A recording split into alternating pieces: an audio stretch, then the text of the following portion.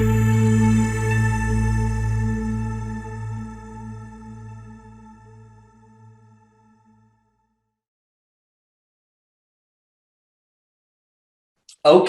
all right. Welcome to today's episode. We are here with Mr. Marc Angelo. How you doing, man? I'm great. Thank you so much for having me. Awesome. Thank you for being here. Yes. Go ahead, Oliver. Yeah. So I was just going to say real quick about the bio. For those of you who don't know Marc Angelo, he likes to keep things very simple and underwhelming, even though the man is quite large in terms of vision and all that kind of stuff. He likes to always keep it simple. I've had him on a podcast in the past, and he kept it like this too. This is his bio: storyteller and philanthropreneur, podcast host of Superhero Academy podcast, and farmer. That's it. That's all you need to know. I love it. I love it. Every time I'm just like, this guy, there's so much more to him. But that's why we're here today. We're going to unpack what Marc Angelo is all about, and more specifically, how he's living a beyond the peak lifestyle, and what that kind of looks like in relation to his interpretation. So yeah, once again, welcome Marc to the podcast. Thanks so much for having me. Bart, I'd love to start off with diving into a little bit more about your journey, and specifically your hero's journey. I know you built Superhero Academy around the premise of the hero's journey. And so I'd love for you to share a little bit about what that's been for you to get to where you are now, because you've done a lot of amazing stuff. I mean, you built a farm, which already in itself is like, what the fuck, while running businesses, while putting teams together, while, stepping up in marketing and storytelling and content creating. So that's a lot, right? But would you be able to give us a little summary of how this kind of all started for you, how you got on the momentum of this train that led you to being a farmer, building community, building marketing, all of that? Yeah, absolutely. I think that there's kind of two core premises that have always been building inside of me for some time. I think first of all, I'm born an entrepreneur. I think I've been entrepreneurial in mindset in everything I've ever done, from video games to, all the businesses and all the things I've done. I've been an entrepreneur for since the age of 18 for about 14 and a half years now. And I've always had this kind of innate feeling that I wanted to build my own version of a hero's journey, my own path, essentially, right? But I think my hero's journey sparks with my disdain for the education system and all of the different things that happened as I was going through my entrepreneurial journey. Starting off, let's say, maybe more officially with an indoor skate park. And I was going to school full time. And so essentially I had this kind of dichotomy between the real world street smarts, like this is what actually happens in business, and this is what it actually is like to pay the bills and do real world, things. And then the theory book smart, read a textbook and talk about whatever the hell it is, in school. And as I was graduating from university I started in finance and accounting. I graduated in marketing and entrepreneurship. I decided that I wasn't going to let schooling get in the way of my education. Basically, I hated school. I really felt like it was just impeding the way that we could move forward. And it wasn't talking about all the things that I saw are really happening in the real world. And it was kind of not covering the basics of even where money came from, right? Here we are studying accounting and finance and economics, and nobody knew where money came from. And so we were just like fundamentally, overlooking so much. And so I decided I was going to watch a documentary a week, every single week for 52 weeks straight as I was graduating. And that basically turned into a very intense journey. I learned about all kinds of things, from peak oil to the vanishing of the bees to the ecosystem collapse and climate change and all the things that we're seeing. And it sent me down so many rabbit holes. But I think that the biggest common thread that I could see between every one of these documentaries is that they were basically telling a story where 95% or maybe even 99% of the time of that story, they were talking about sounding the alarm, some kind of problem. There's something that's wrong. The villain is here. We need to do something about it, right?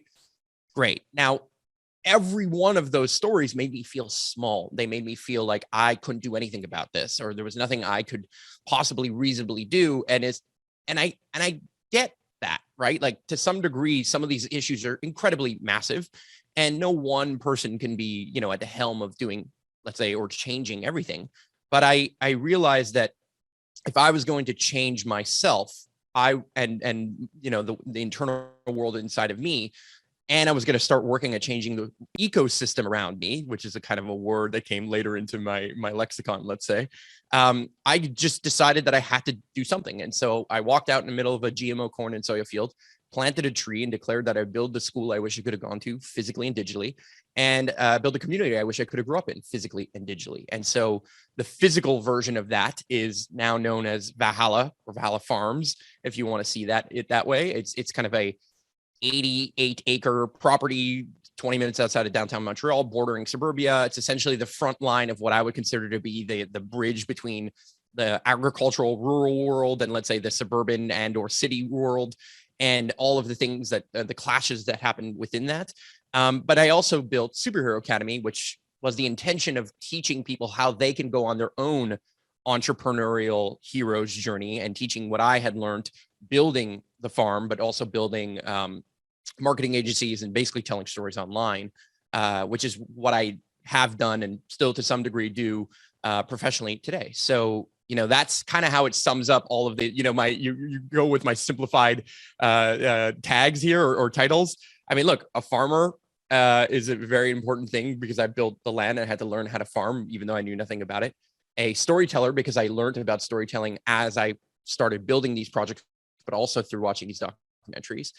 A philanthropreneur, to me, really is the bridge between entrepreneurship and something that is bigger than you. Now, I think all entrepreneurs are trying to do something, well, not all, but many entrepreneurs are trying to do something bigger than you.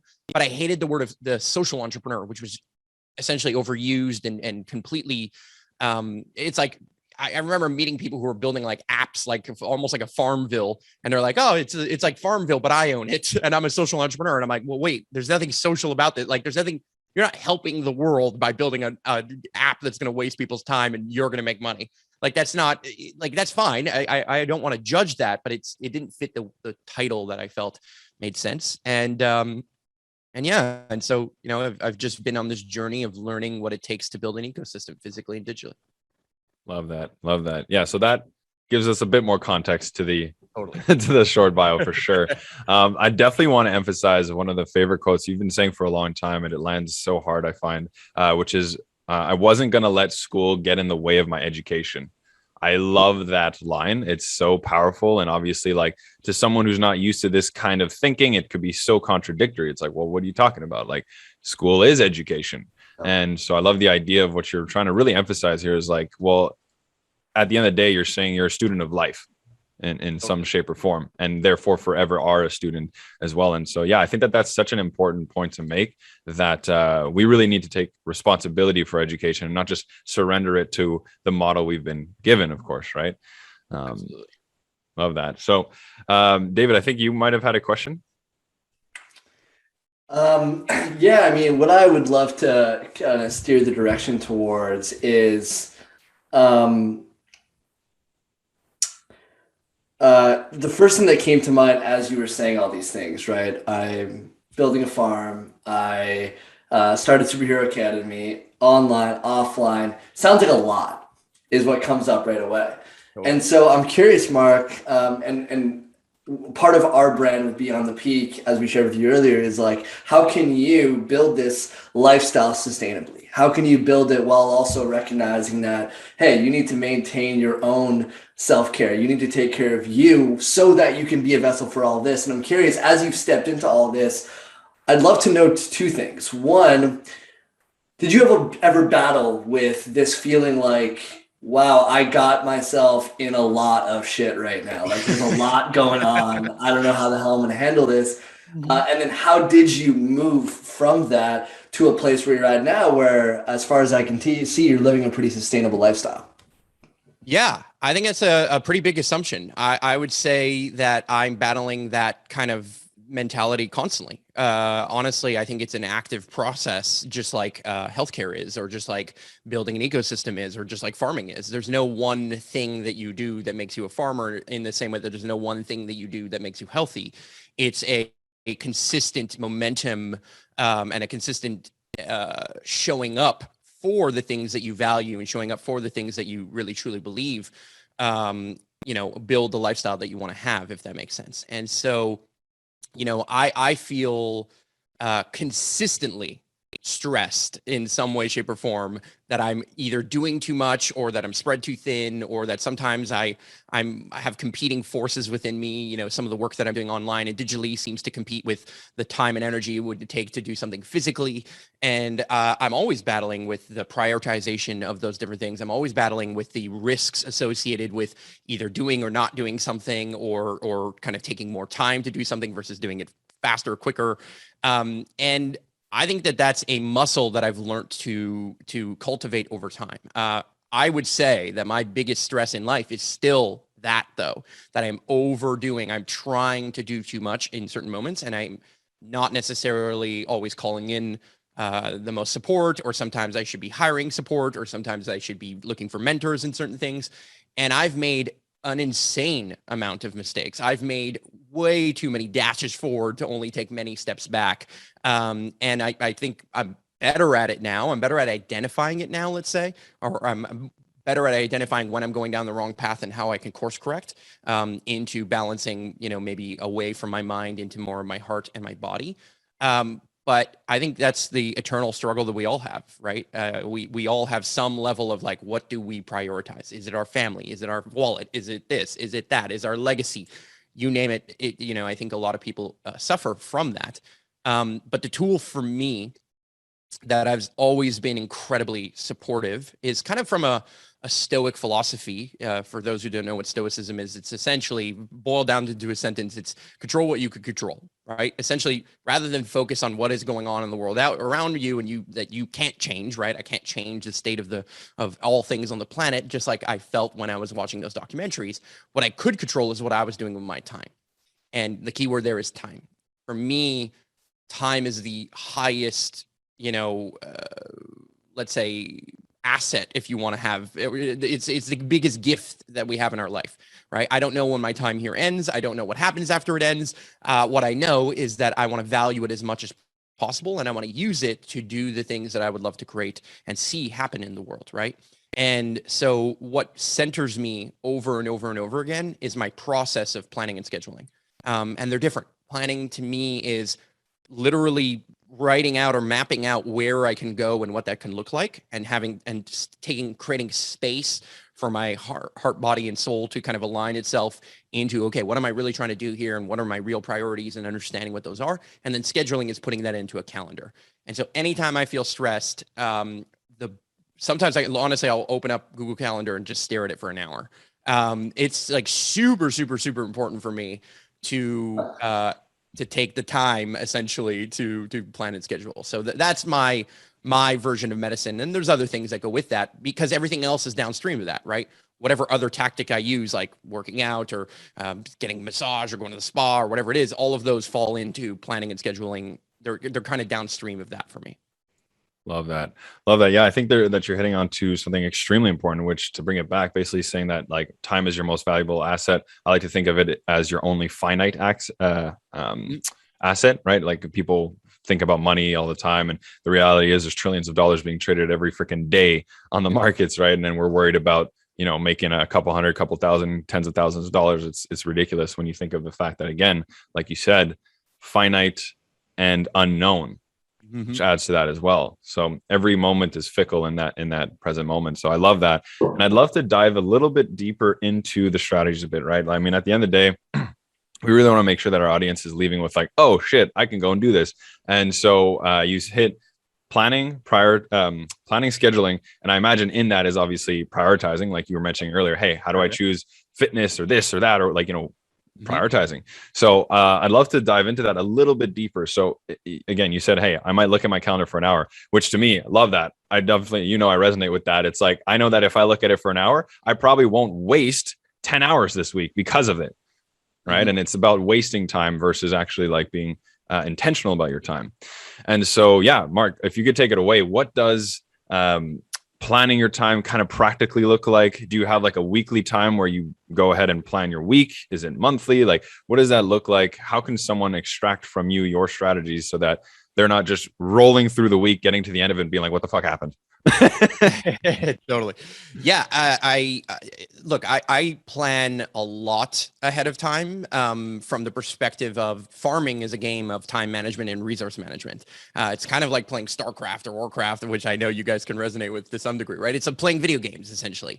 I feel like the farm is a real life version of Settlers of Catan, and I keep making that joke this year, but it really is. There's a lot of moves that you have to kind of think ahead of, and certain things, literally growing food, takes time. So you have to do certain things before other things happen for those things to work, right? And so, to me, the least stressful way of planning is that I plan, or I schedule to plan every week, either on Sunday nights or Monday mornings, before 9 a.m. So essentially, I'm going to plan out my entire week every week on these days, but I also have kind of some guidelines for what type of day I want to have. So for example, today is a Wednesday, it's a content day. Now that can mean I'm either creating content for myself or I'm showing up on a podcast and creating content with others or for others. But the point is that I kind of created this scenario where on a regular basis, I'm spending time and energy on the things that I value, and the amount of time that I allocate to it is obviously a proponent of my priorities. And so, unfortunately, certain things get cut in that. Unfortunately, I have traditionally been very bad at other things that maybe require less of legacy building or business building or relationship building in some capacity that is maybe more personal than more kind of, let's say, global or macro, if that makes sense. So, with that, I plan on Mondays, let's say Monday mornings or Sunday nights, and then I schedule throughout the week.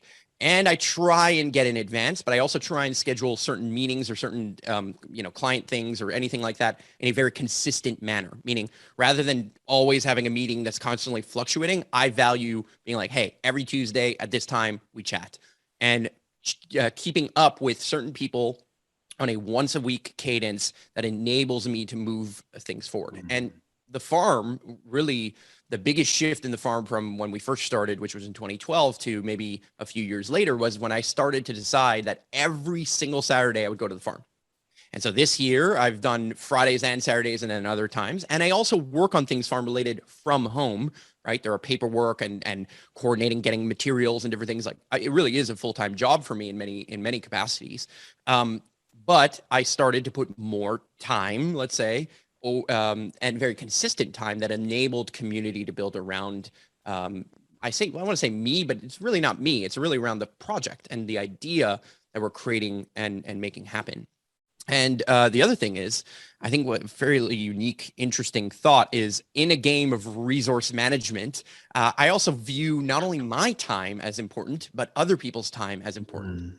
Who are the people who are supporting me, and how do I make their time more effective, right? Imagine I was playing StarCraft and I had somebody mining something. Well, if they're sitting around not doing something, that's not serving the overall goal of the game and that I'm playing at that moment. So the same is true at the farm. The same is true in business. The same is true for my clients. The same is true for everything, right? So I've gone past my own time now into the time and effectiveness of other people around me. And that's, I think, where I started to see huge shifts and changes. And I think a lot of people feel support and, some level of care and love, maybe, if you want to call it that, from me in that way, which is like, hey, I'm here to support elements of your journey too. And I'm here to find, I'm here to identify where the snakes are and the ladders are so that you can move through this pretty powerfully as well. And that's sometimes based on my experience, and sometimes I'm completely wrong. But hey, I'm trying to help. Love it, man. Some of the things you said that I think were really powerful, just to kind of take the micro into the macro, is a couple of times you said that, this is something you commit to every single week, or on Sunday or Monday, this is my time to schedule, or on Saturday, I'm going to the farm, or if I'm not going to the farm, I'm working on the farm.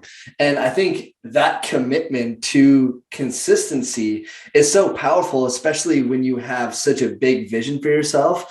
Like, that, for this big vision to be achieved, it's going to take you watering the plants every single week.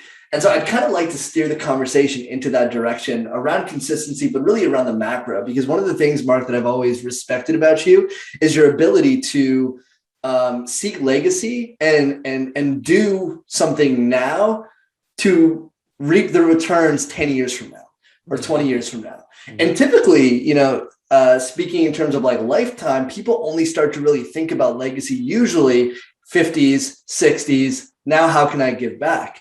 But I've always loved, man, that every time I talk to you, there's always something about how I'm playing the long game, whether it be your farm or even the vine that's going up your stairs, right? Like you did this for the long game. You grew it for the long game. And so a couple directions I'd love to hear your thoughts on is as someone who is such a visionary, as someone who plays into legacy more than anything else, how do you go from the macro vision, the big vision, the new world that you likely see, and then not get overwhelmed by that, but be able to ground it here and then start to act? Because I've talked to a lot of people that they're like, I want to change, I want to, shift the way we build community. I want to build new cities. I want to change the currency of our world. And, 5 years down the line, they've done nothing because that vision was actually too overwhelming for them to take action on. Yet for you, I see you consistently producing results towards that big vision. And even if I don't see it now actualized in the way that you want it to, I can see what that vision looks like. And I think that's really powerful to be able to show people that the direction you're going is leading to that big vision and it's clear. So would you be able to share some thoughts around that? I know this is a big topic for you. Absolutely. Yeah. I mean, it's the fundamental principle of how I make any decision, essentially, particularly in business, but also in legacy and just in life, right? Like I'm in it for the long game. I'm assuming that somehow, with or without me here, I'm looking to build something that is incredibly resilient, just like an ecosystem. Now, here's the thing. If I showed you a seed and told you this seed will one day turn into a tree that will produce hundreds and thousands of avocados, you would never believe me, right? Like the potential of this little thing that it makes seemingly no sense, that somehow with time, the time equation being the most important factor, is unbelievable from a short-term perspective mindset, right? But if you were really understand the beauty of the vector of time and using time as a form of art and a form of where you make decisions from, and always valuing what would Marc in 10 years look like or feel like if I made this decision today, right? And then how do I balance that with the short-term things, right? There are short-term things. I have short-term needs like paying a bill or eating or going to the bathroom or whatever it is. Like there are short-term things that do play out in life, but I do always try and look at this kind of micro view, with spending a lot of time in the macro and then coming back down to the micro in executing small different things. And again, I think it goes back down to what is the small action that I can take now that makes a ripple of impact later. So I kind of measure ROI in two ways. Return on investment, the traditional way that any business would, let's say, or an investor would look at investing in anything that they're doing, right? Whether that's a stock or a business or whatever it is. And then the other ROI, which is ripple of impact. What can I do right now that would actually create a bigger and bigger ripple of impact? And then how can I predict where it might be? Like if I plant the seed here, I shouldn't put things right next to the seed that eventually this tree is going to be so big that it's going to shade out that thing. I need to be mindful of all of the different layers of the game that then kind of play out as time, or the equation of time plays into it. And so I think it's just a vector of what, I consider. I think so many people consider the feelings of other people constantly, right? They say things and they're worried about how other people are going to perceive it. And so they spend so much energy internally worrying or considering, it doesn't have to always be worrying, but considering the way other people might receive what they say. I don't spend any time on that. I don't focus necessarily on that. I focus on having the right intentions and a long-term view and mindset. And I think that dictates elements of my values on a day-to-day, micro level. Now, how do I know that me building this row over here is going to lead to, let's say producing garlic that multiplies over years, that eventually builds an empire, a garlic empire? I mean, I don't actually. I kind of learn this as I go. I don't know that I think a lot of what I'm doing is a level of trial and error, but I'm willing to sacrifice, let's say, some level of lifestyle today for a much better lifestyle later. And I think, now I'm 9.5 years in, let's say, to building this farm. I am starting to literally and figuratively eat the fruits of my labor. Quite, like literally trees I planted years ago are finally getting the first apples from or pears from or whatever it is. And I think the idea of this mindset is like, I, for a long time, felt like, oh man, all these entrepreneurs are going so much further than I am. They're raising money and doing all these crazy things. But now I see where I'm at and I see where they're at. I'm like, oh, my potential is way bigger. And I always knew that, but I had to deal with the emotional component of like, well, maybe I'm making the wrong decision, or maybe I should have a little bit of a shorter term mindset. Right? And it's because the world operates that way. Wait, quarterly results for companies, and whether a quarterly result comes out, boom, the stock goes up or it goes down. Like, so few people are investing in that long-term vision. But there are some, that I think are phenomenal. They're beyond even the word entrepreneur, in my opinion. There are amazing entrepreneurs. There are amazing organizations, companies that are taking this long-term view. Now, some you might consider to be doing evil. Some you might consider to be doing great. I don't care, right? I just know that they took on a very different mindset than most, and that pays massive dividends in such beautiful ways. And again, how much effort is it to plant one seed right now that then is going to yield you thousands of avocados or thousands of apples or whatever it is? It's such a small amount of now energy for such a huge amount of later return, as long as you're willing to do something powerful. Now, one thing I want to say is that time, and you pointed it out, but I really want to emphasize this. To grow a tree is not necessarily that you need to allocate a certain amount of hours watering, where all of a sudden it's like I can front load, hey, I'm going to water the tree for the next 72 hours, and now it's going to have enough water for the rest of the year. It's actually not at all how it works. You have to value the momentum and the consistency. And that's another vector of time, is that consistency and momentum is incredibly powerful. Because if you do a lot of work up front, but then you don't do any maintenance, or you don't maintain that consistency over time, you won't see the results. So it's also planning your time or your energy over time, if that makes sense. And what can I commit to now that is going to yield results later, right? We don't work out 17 hours a day so that we can have abs tomorrow and then not work out the rest of the year. We work out once a day or regularly so that we maintain and kind of build towards our goals slowly but surely. And like any race, it's one step at a time. Love it, man.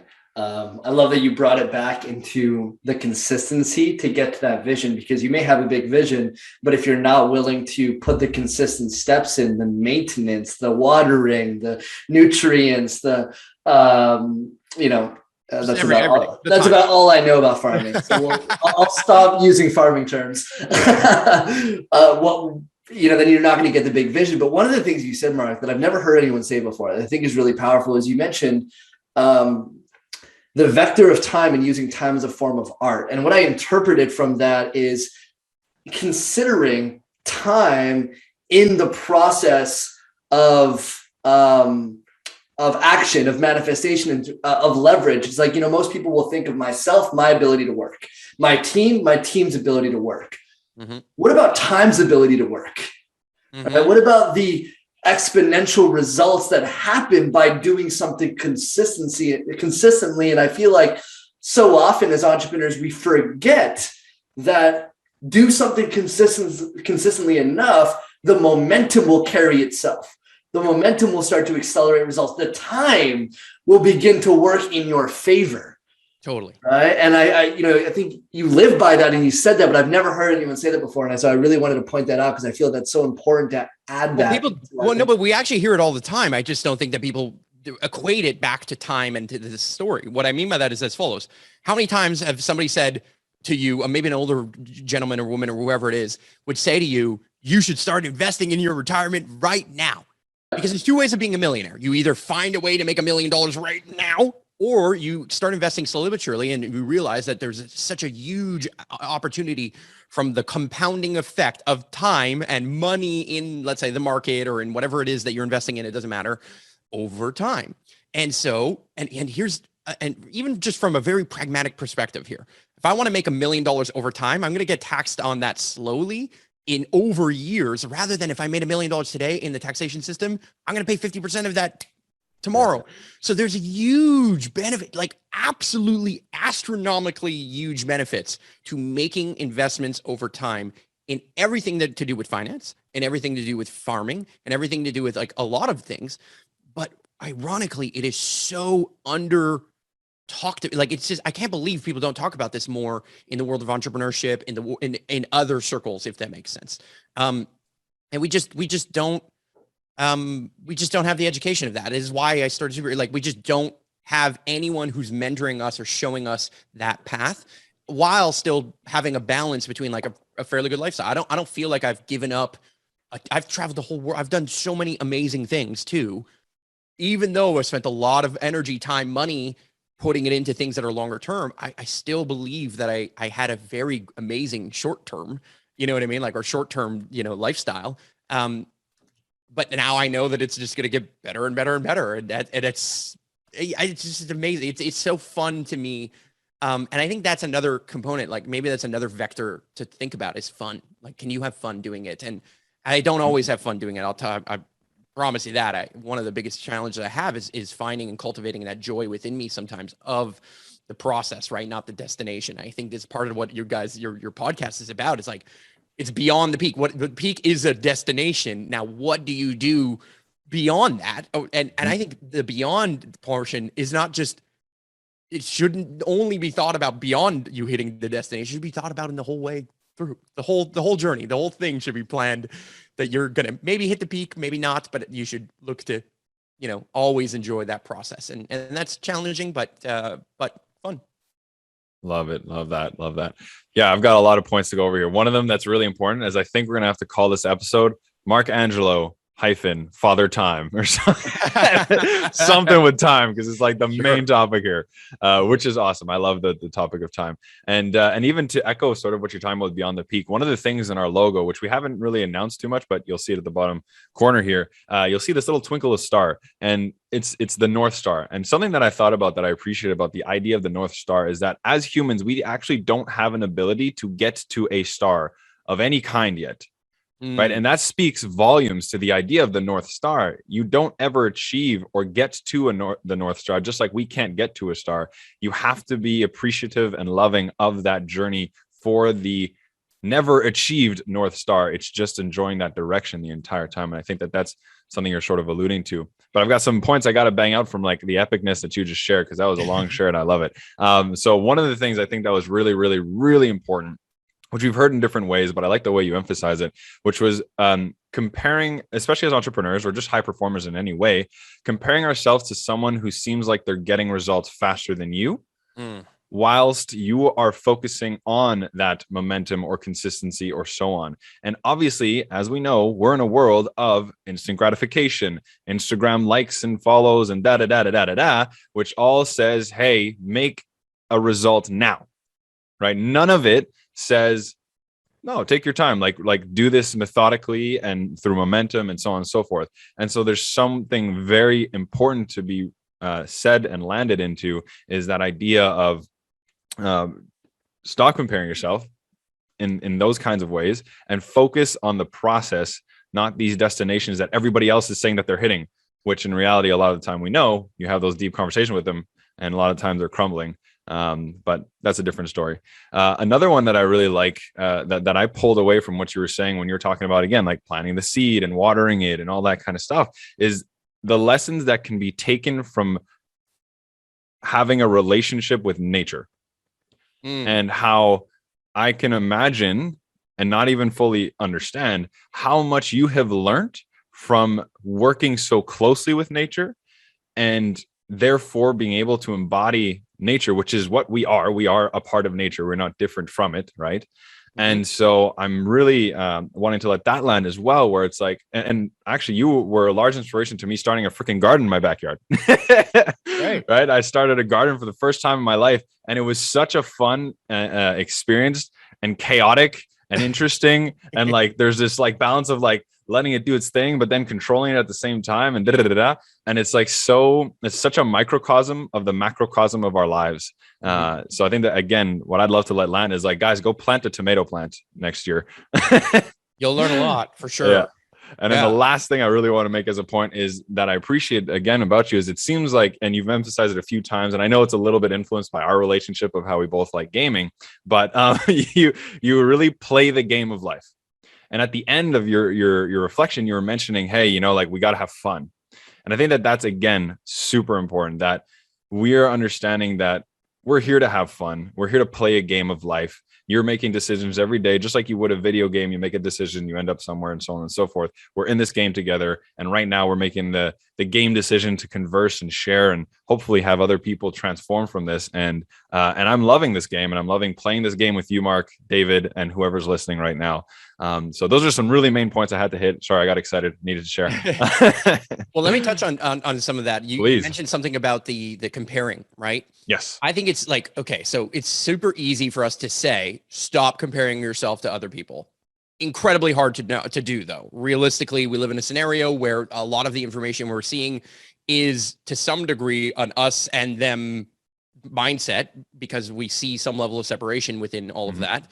And I get it, right? Like, I think the mushroom in the field doesn't necessarily, you know, maybe see itself as a tree, but without the mushrooms, the tree is nothing. And without the tree, the mushrooms are nothing, in a weird way, right?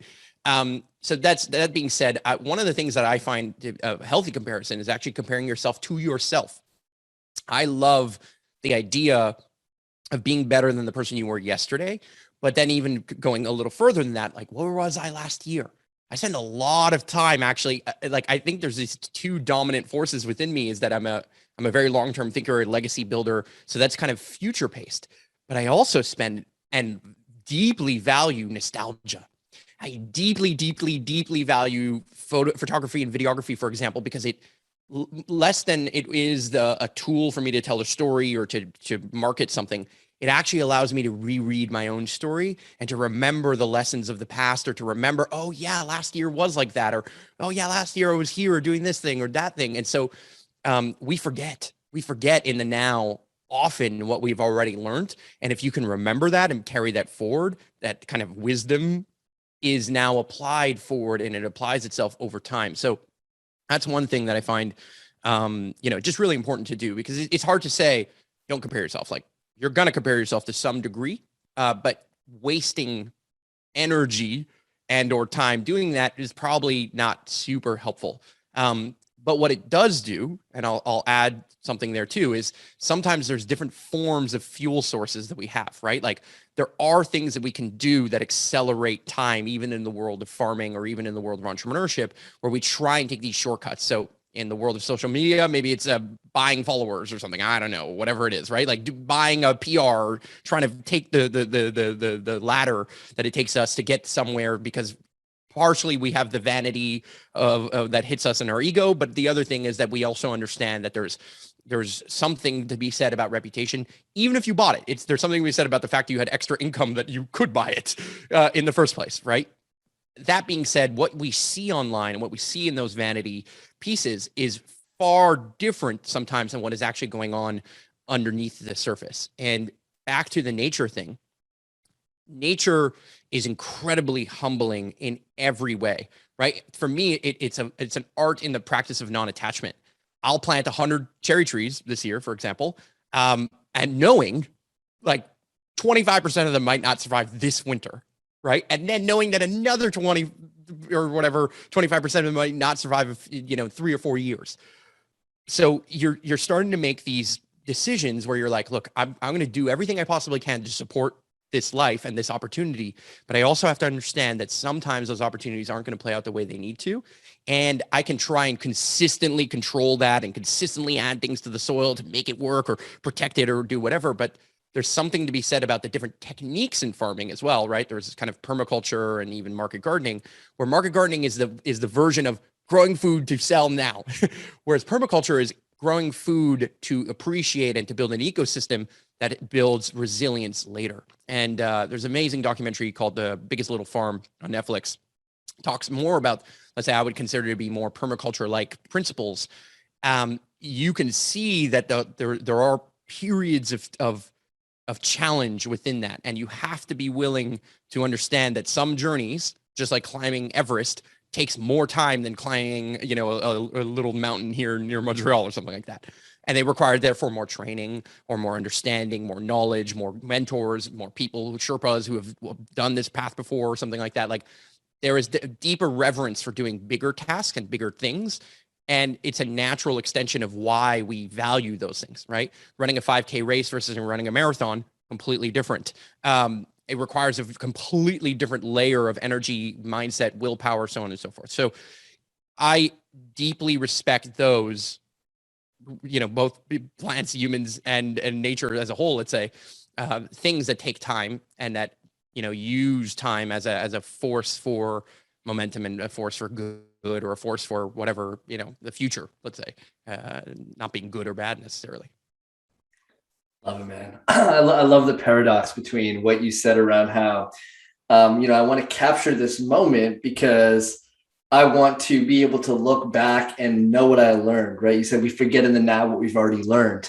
I want to capture this moment so I can go back to it. In a way, there is a level of attachment in that, right? An attachment to that moment so I can go back and actually learn from it while practicing the detachment of the things that you're growing. So I love the paradox that's naturally coming in the way that you speak and in your life. I'm not sure if you wanted to touch on that. But there's I think it's important to recognize that, like, look, every day I wake up as me, right? I have an ego, just like everyone has an ego, and we can try and mold it or shape it or tell other people that we have less of one and build a brand that has less of one.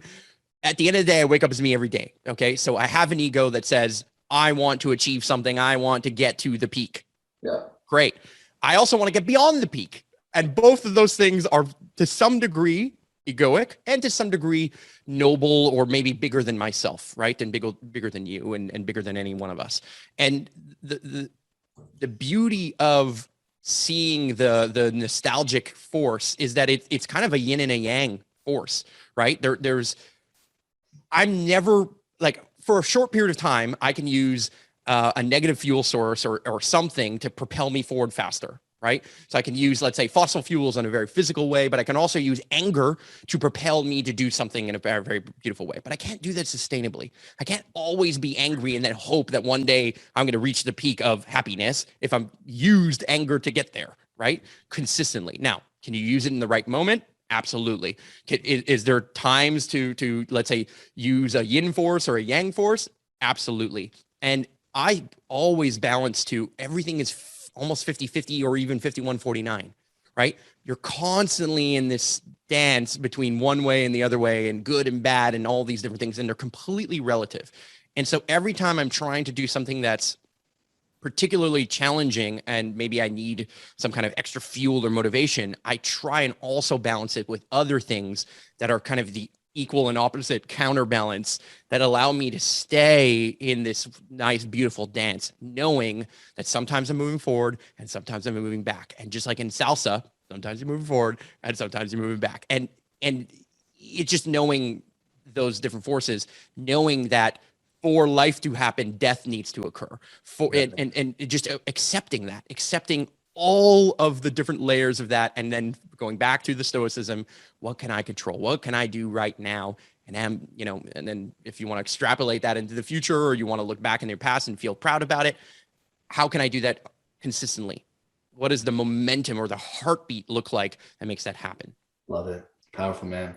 I'd love to shift gears here and bring it back to how we started the conversation, which, you mentioned this whole journey started for you because you were unhappy with the education system and you asked yourself, how can I build my own?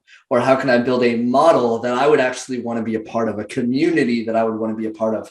And I would say this is probably one of the hot topics right now, and especially with everything going on with COVID, the pandemic, layers of control that are happening. I feel like more and more people are asking themselves, how can I create a community like Valhalla? How can I build my own version of a model of education? Or how can I collaborate with other people's model of education so that collectively, we can shift the way we do things? And so I would love to ask you, Marc, what would you through all your expertise, through 9 years of building this, how would you recommend someone step into this if they're interested in building community, if they're interested in stepping into that world? What feedback, advice can you give in the short time that we have? I know you got a lot, but in the short time that we have with people wanting to step into that.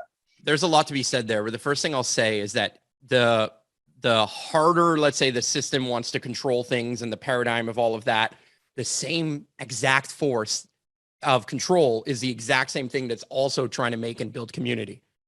I want to control my life. I want to control my outcome. So let me control where my food comes from. You're doing the same thing.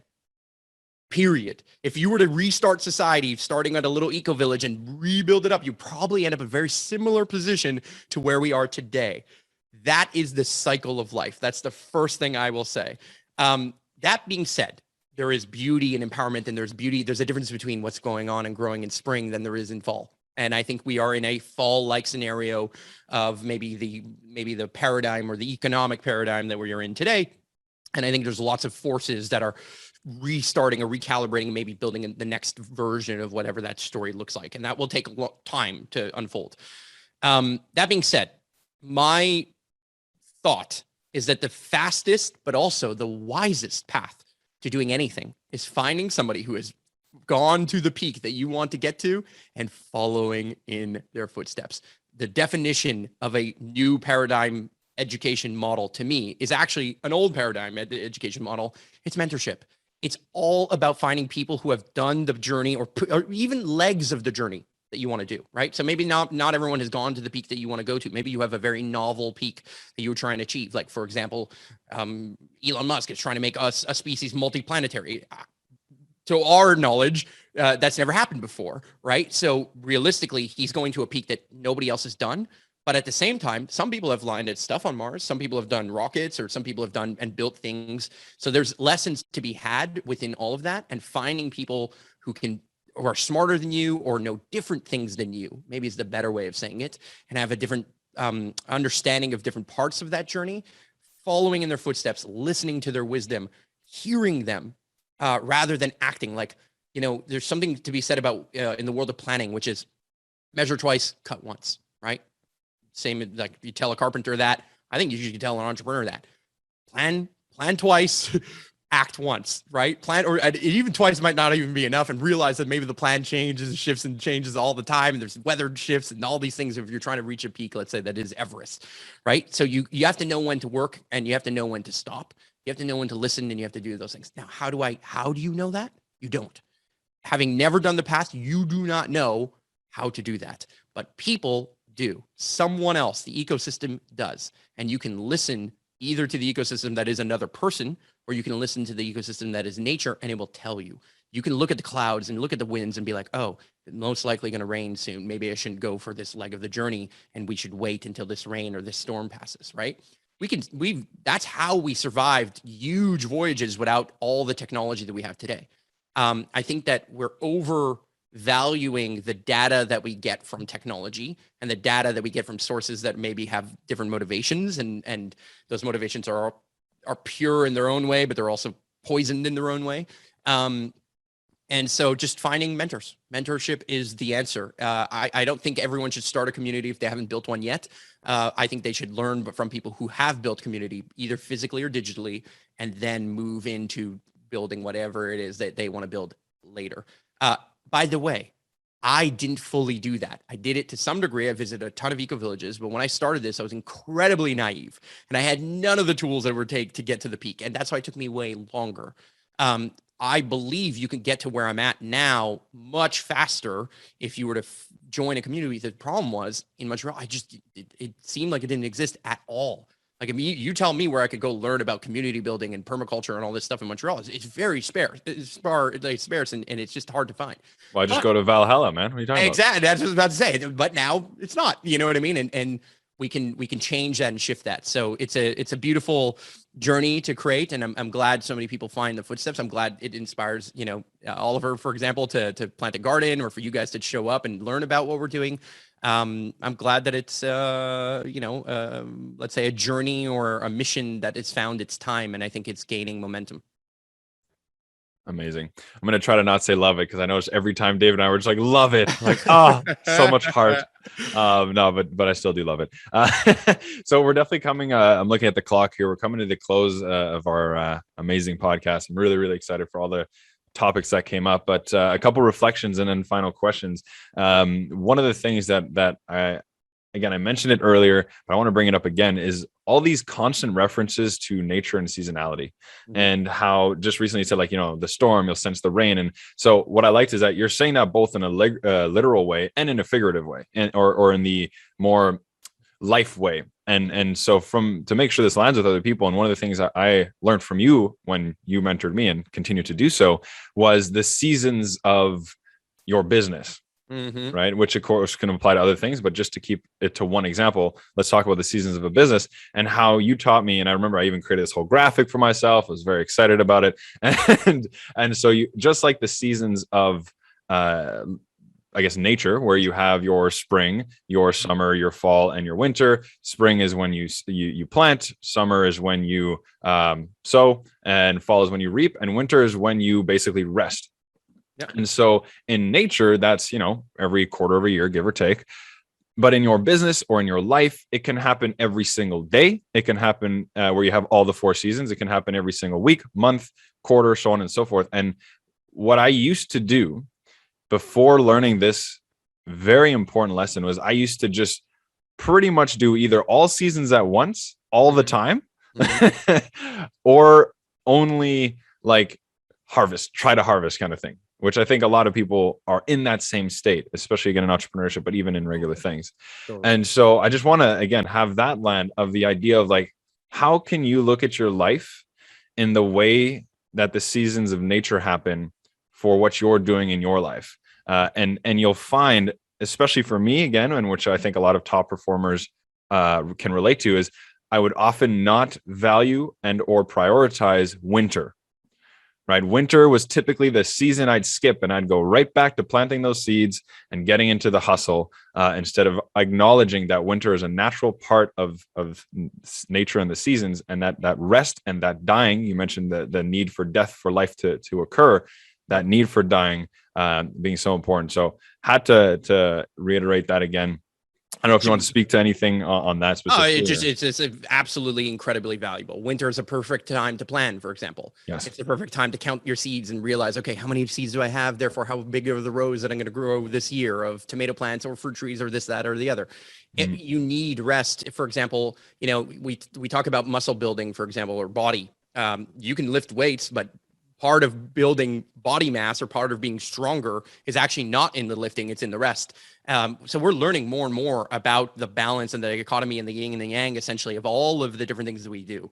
And everything boils back down to some level of this ecosystem that you are playing in being in balance. So sure, you can try and harvest, but eventually you're going to deplete all your soil. And in your life, that might look like burnout.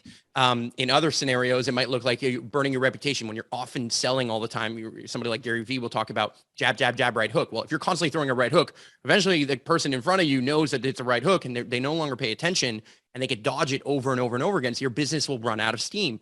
So if you're not providing value enough and then offering something, whatever it is, the same is true, right? So you need some level of balance between the different seasons. And I think planning that or thinking about it and mapping that then allows you to schedule that. And so for me, physically in winter in Montreal, I tend to take more time off. I tend to plan. I tend to build business plans. I'm going to research things like cryptocurrency or blockchain and how we can build some interesting things for the farm. Like there's all kinds of things that I'm super excited about geeking out on this winter that aren't the right time for me to do right now, because I'm like, oh, hey guys, how are we going to get the garlic in the ground between now and the end of October? Because it's important to understand what season and where I am in time and where I am in the cycle.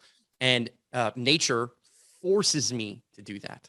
And it literally, I cannot plant garlic whenever I want to plant garlic, just like I cannot water the plant for hours and hours and hours and then think it's going to grow for the next year just because I gave it X amount of water. It is not an equation of math. It is not just a male masculine mind type problem. if that makes sense. And I say male, not to be men or women, but to be energetic in nature, structure versus flow, right? And so this idea of structure is super important, and the idea of flow is also important. And that's the lesson I take from that. Amazing. Didn't say love it. We're good. I totally did, but I was muted. So we're at our time. A couple of things before we sign off. Obviously, one, you did mention that you would have a freebie for our Beyond the Peakers. Not sure if that's what we're actually going to call them, but it is now. Sure. And so can you share with us what the sort of freebie you were looking to offer? Yeah, I mean, honestly, my idea is that Superhero Academy would be a completely free educational site where all of this information can be accessed at all times. I do have two mini courses that I've put out that are kind of different in nature. One of it, which is, how to build a successful video podcast. Basically, I walk through the process of like how I built this stage and how I built my podcast and how it's, video and audio. And I can use that doing a small amount of work now to build better and sow way more seeds later format. And so there's a link for that, and I'm sure you'll find it down in the description down below. And the other is the different layers of, I mentioned jab, jab, jab, right hook, for example. There's 4 content types that I think are incredibly powerful and sustainable for for entrepreneurs, but anyone building anything, a movement of any kind, physical or digital. So there's a mini course on that. Both of them are 100% free. Just put your name and email and you get access to the entire mini course. So we'll put the links for both of those down below. Love that. You're a podcaster when your interviewee is like, go to the description. Make sure to subscribe and like. And if you got all the way here, you love it. So give us a comment, because all your comments and your likes and count. And we read them all. 100%. Yeah. Oh, 100%. Yeah. That's going to be our outro. We're going to put you in. It just already happened. Awesome. And then just the next thing, obviously, is just basically, where can people find you? And digitally, yes, but I think with you more than probably most people on a podcast, like physically, right? Because I want to talk about how they can find you on Valhalla and all that. But yeah, so how can people find Marc Angelo, Valhalla, all that fun stuff? Well, number one, if you got to this stage of the podcast and this stage of 2021, you figured out where the links are. You know where to find me. You Google Instagram, blah, blah, blah, blah, blah. You can find all of those different things.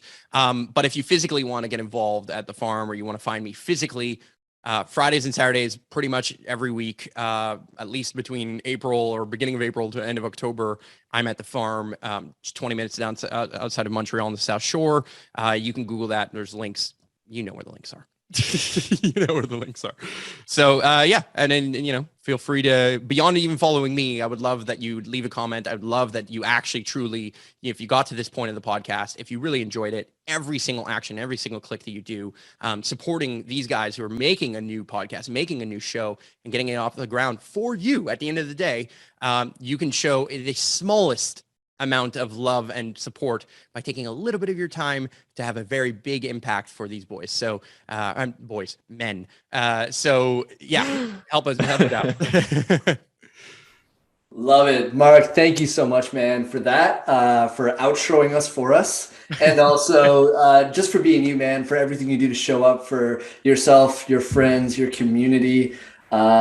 Just reminiscing on you being so open to invite us into Valhalla for a day to share with us how we can build community. And that's just the energy I get from you, man, is you're just so willing to give and open your heart up to share what you've learned on your journey, because you've went through the mistakes, you've went through the hardships, and I can tell that you want to save other people the time of going through the same thing. So, man, thank you for everything you do. Thank you for showing up, being here, being willing to give. And I'm excited for all the further connections that we'll get to have together.